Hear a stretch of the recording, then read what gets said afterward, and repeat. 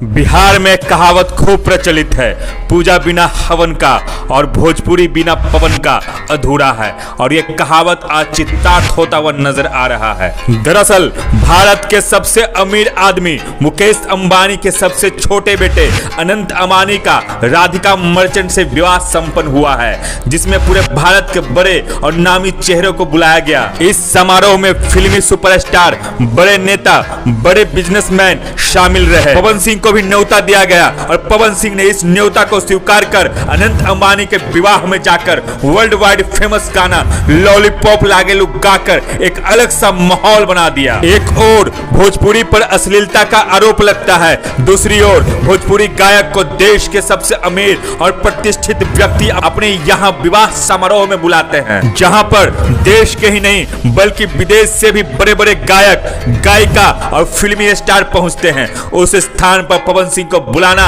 और सम्मान करना सचमुच भोजपुरी के लिए सुखद है और भोजपुरी श्रोताओं के लिए खुशखबरी है। पवन सिंह ने जैसे ही अनंत अंबानी के वेडिंग में अपना परफॉर्मेंस दिया, वैसे ही उनके प्रशंसकों में खुशी का लहर दौड़ पड़ा। उनके प्रशंसकों को ऐसा लग रहा है जैसे मुकेश अंबानी ने सिर्फ पवन सिंह को नहीं बुलाया, बल्कि उनके तमाम प्रशंसकों और बिहार के तमाम भोजपुरिया श्रोताओं को बुलाया है, जो भोजपुरी को आगे बढ़ाने के लिए मेहनत कर रहे हैं। इस मटेरियलिज्म युग में जब बड़े लोग किसी को बुलाते हैं तो उसे प्रतिष्ठा का विषय माना जाता है, इसलिए उस लिहाज से यह पवन सिंह के लिए प्रतिष्ठा का विषय है और भोजपुरी समाज के लिए सम्मान का। पवन सिंह ने भोजपुरी में बहुत अच्छे अच्छे गाने गाए हैं और शायद उसी का परिणाम है कि आज देश के सबसे अमीर और प्रतिष्ठित व्यक्ति के घर के विवाह में उन्हें इनवाइट किया गया है।